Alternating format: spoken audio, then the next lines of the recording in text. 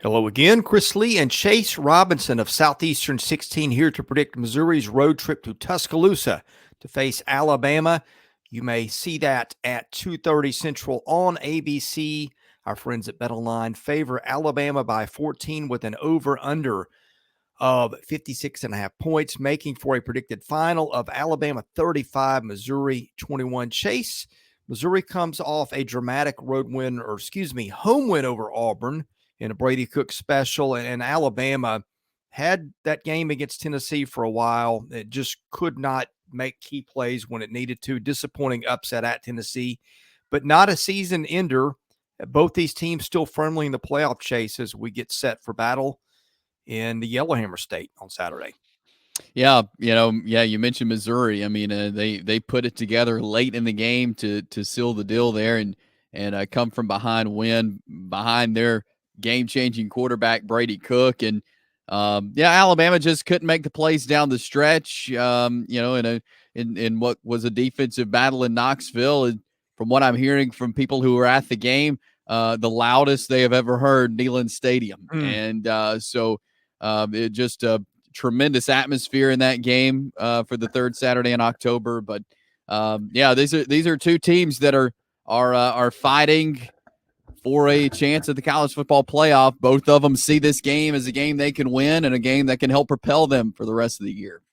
All right, Chase, let's break it down, starting when Missouri's got the ball. The Tigers averaged 31.7 points a game against a strength of schedule ranked 102 by Jeff Sager, and that is hands down the easiest slate anybody's played in the league so far. By comparison, Alabama has played the number 3 strength of schedule nationally, which ranks second in the SEC.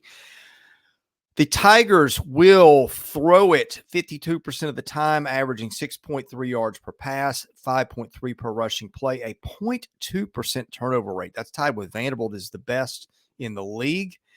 Alabama's defense, pretty good statistically, although if you get into penalties, that's where the problem comes. Alabama just got penalized to death in that loss at Tennessee. The Crimson Tide give up 21.3 points a game. On a per snap basis, though, just 4.8 yards per play. That's a really good number. 50-50 run pass split against the Tide.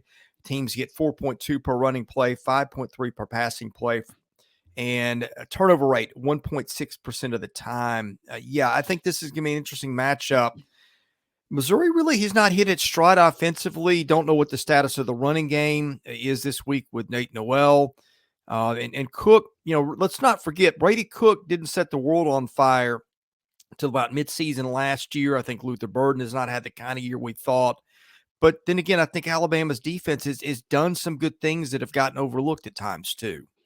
Yeah, I thought we saw the best half from Alabama's defense there, that first half against Tennessee. I thought they were great. I think if we start seeing that more, then Alabama is going to be successful.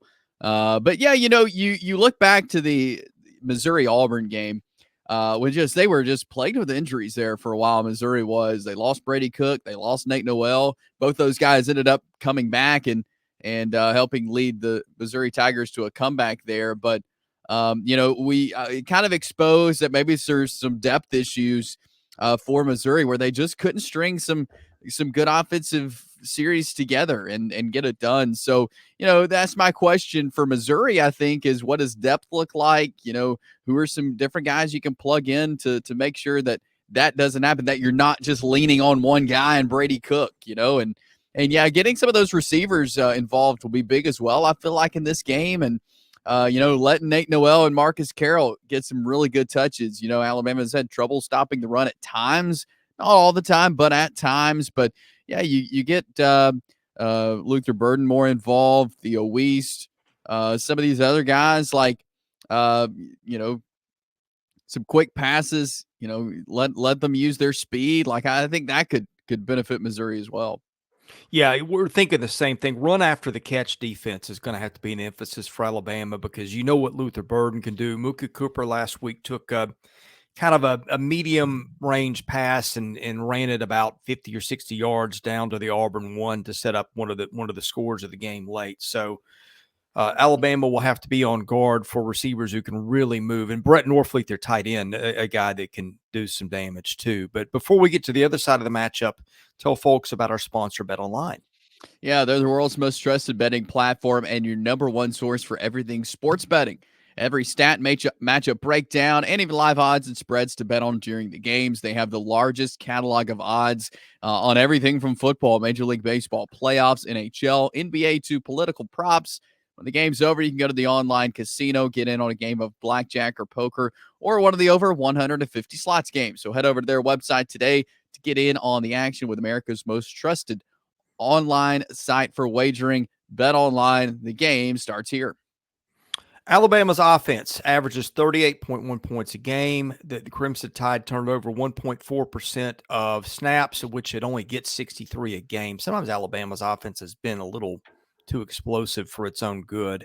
Alabama runs at 53% of the time, 5.4 yards per rushing play, 8.3 per passing play, gets sacked 7% of the time. Missouri's defense, here are the numbers. 15.6 points a game on just 56 snaps, 1.3% turnover rate.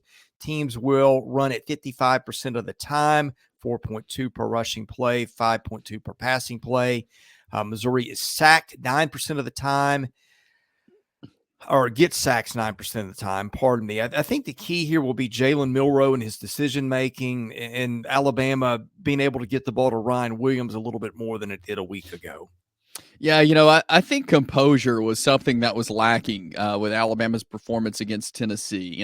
Milroe would scramble and throw it, and you could. It was not the Jalen Milroe that we're used to seeing. He was missing his targets. He was overthrowing guys. Decision making was questionable. I just feel like there was a lot of composure for Alabama offensively, and it showed. I mean, they weren't able to take advantage of opportunities that Tennessee was giving them to score, because I feel like there was several of those. So, I think if we get a composed Jalen Milroe, if he just settles back and plays his game, I think that's when he's the best, not when he's trying to force things to happen. And I feel like he was trying to force his passes too much against Tennessee to make something happen. So if he'll just calm down and play his game and find Ryan Williams, who, again, is going to make plays, that's what he's good at. I feel like things will be much better. They've gotten the tight ends involved. They've gotten Jeremy Bernard involved at wide receiver. And so I feel like if Milroe can just continue to do his thing of running the football and throwing comfortably, and not try to force things, I feel like that's when the Alabama offense is at its best. All right, let's get to predictions and why, starting with you. Yeah, I'm going to take Alabama. They're at home. I think this Alabama team, look, people are starting to write Alabama off, and I don't really know why. They've lost two close games on the road. I think this is an Alabama team. If they keep winning, they'll be in the playoff. That LSU game looming is going to be tough, I know, but I feel like this is a game. They're at home. They win this game against Missouri. Well, I can tell you why people have written Alabama off. You watch the Vanderbilt and the Tennessee games, you saw a lot of penalties and lack of discipline. Yep. But no one common denominator, both those were on the road, where, especially at Tennessee, crowd noise was an issue. In between, Alabama had, I guess, a little bit of a letdown spot, led that South Carolina game. You had the flurry in the middle eight there that made it interesting, and Alabama pulled it out in the end despite some mistakes.